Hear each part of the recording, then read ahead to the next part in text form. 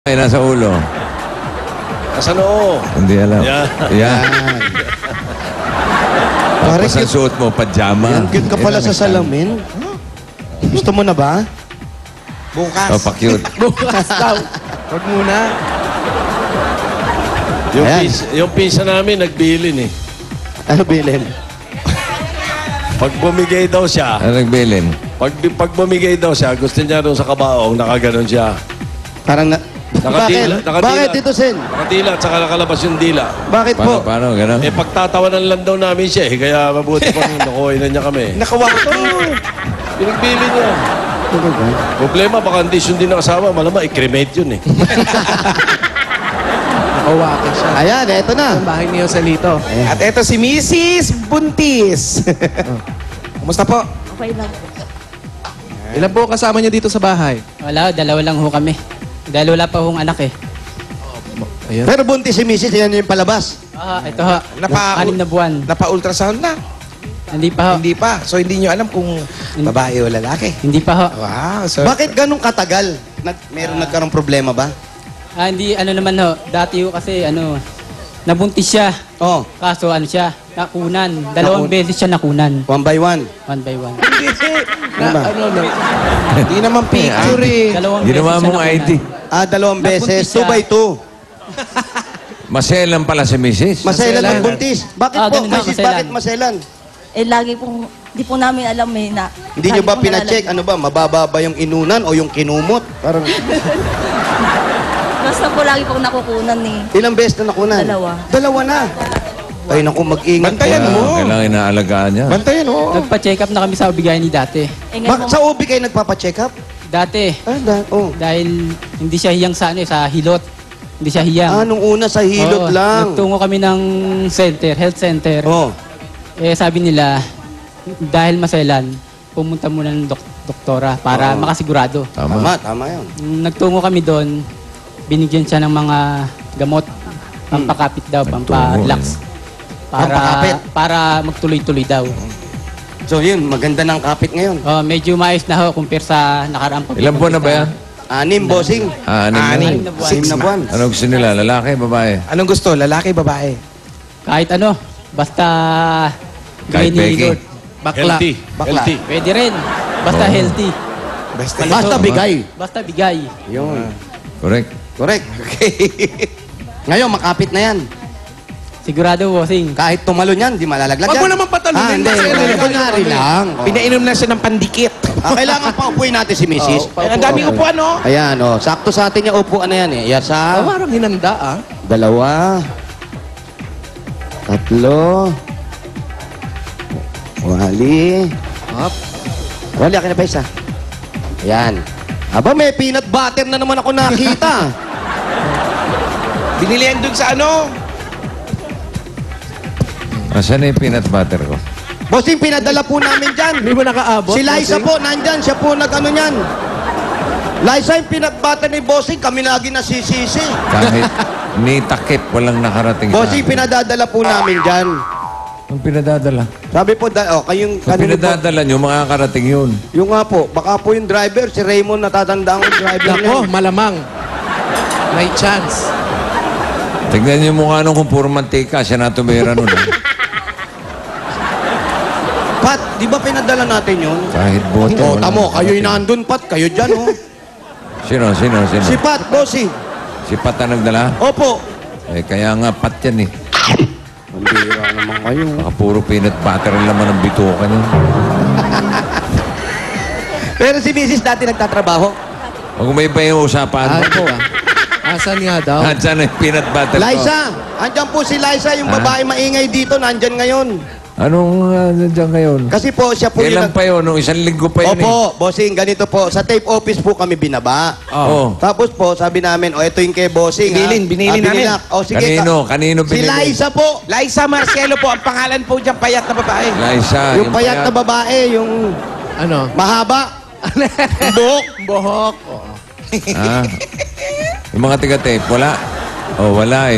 Binobola niyo ako eh. Raymond! Oh, sino naman Raymond? Kanina, Liza ngayon, Raymond Yung na. driver po. Oo, baka mamaya may masabi kang hindi maganda. Ano yan?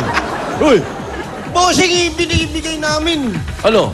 Sinasabi namin lagi, pag para kay Bossing, dalawa yun. O, ayan, Dalawa. sabi ni Pat, dalawa raw. O, ayan, o. dalawa. Nasa na? Nasa parang bag Kahit eh. isa lang, wala nakarating dito. Kasi senyas pa ni Pat, dalawa yun, dalawa. O, dalawa nga. Asa ka na nga. Tig-isa silang dalawa, pare. Walang ibang titira niya, kundi yung malaking taong yan eh. Malamang yan, si Pat nga. O, sige na. Nasaan po Ay, yung... imbestigahan ko yan. Nasaan Kailangan yung... ilabas yung peanut butter na yan, ha? Ilabas nyo. Joselito, nasaan? Bago mag-birthday si Bossing, ilabas nyo yan. Ha? Nandyan, may Eh, bawas na yun. Parang pagkabawas eh. Nakakaya ibigay kay Bossing, bawas na. Agawan pa ba kayo? Busin nyo na lang.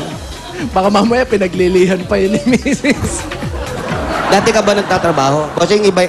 Tanong ka na, ha? Ha? Okay na yung sa peanut O, butter. sige, go. Okay. Gano'ng kadalas kayong bumili ng peanut butter? Ha? Akala ko iba na. Kala ko tapos na yung peanut butter. Niisip ko tuloy kung sino yung pinagbilinan ko. Nagtatrabaho ka dati? Dati po. Anong trabaho? Ano po ako sa Julie's Bake Shop. Si Mrs. nagkatrabaho? Dati po. Sa Kahera Judy's po, kahera. 2 years na po akong nagminto. Kahera ka ron. Ibig sabihin, ikaw yung nag-ano ng mga Po, saka bayad-bayad. nagbebenta rin ng tinapay. Nagbebenta ka rin. Matagal ka nagtrabaho ron. Mga 2 years din po. Doon kayo nagkakilala Hindi ni... po, hindi po. Dito po kami kakilala. Dito sa bahay niyo. Doon po ako sa nakatira. Ikaw, sir, yan talagang hanap buhay mo, yung pagpe-pedicab. Kahit ano man ho, pinapasok ko basta marangal. Pero yung una kayo nagkasama, ano yung una mong hanap buhay? Naisakay mo ba nasa siya sa pedicab? Nung dalaga pa. Hmm. Dalaga mo siya, naisakay ko. Naisakay mo siya. Naisakay ko. Tapos, nung magkakilala kami, sa furniture ako nagtatrabaho. Yung... Furniture.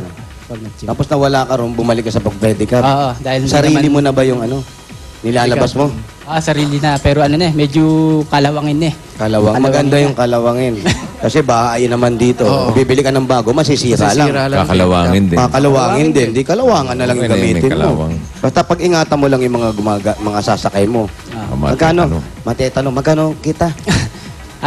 Depende ho sa araw. Dahil may araw na masakay ho, merong araw na matungan. Ano yung araw na masakay? Monday ba siya o Wednesday? Ano? Oo. Wala naman nung ganun eh. Kasi minsan 150, minsan 200. Isang Sa araw. So, magkano kinikita? 150, 100, paminsan-minsan, bossing. Okay, Pero hindi ka 200. maghapon lumalabas niyan.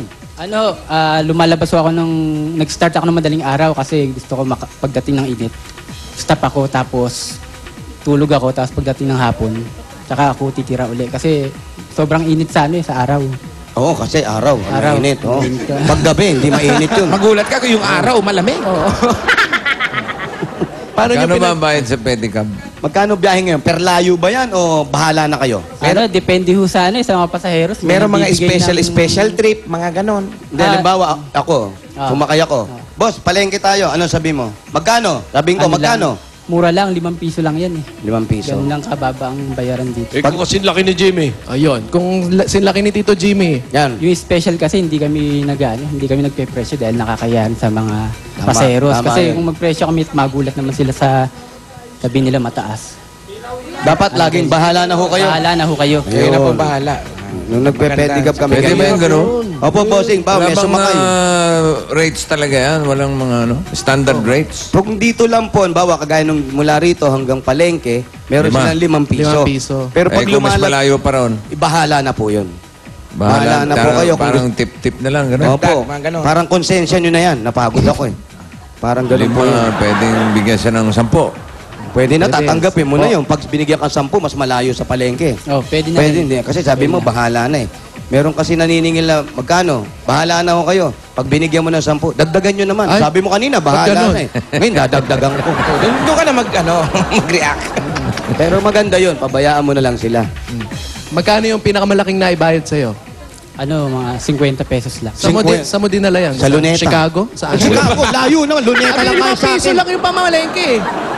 Arkilado yun. Arkila May na. mga- Oo. Special na yun. Special yun. May mga sakay na Special. cabinet, kama, mga ganun, lipat refrigerator, lipat Lipat bahay. bahay naman yun eh. Mali, maghihintay ka ng mga isang oras nun. Hintayin mo siya. Ah, waiting. Waiting. Yung metro, pumapatak mo. Waiting. Aba, Umakyat ligaw. waiting pa pala sa Ingat pedicab ligaw. ngayon, ha? Mrs., ayos ka lang. Ayos na, kapit. Sumayaw ba sila sa Obando? Sumayo ba kayo dito kaya kayo nagkaroon? Sumayaw kami. Last Aba, na ano. Last year Fiesta. sa Bando po. Kailan ba ang piyesta ng Ubando? May May. Ito, May ano po? May... 1920.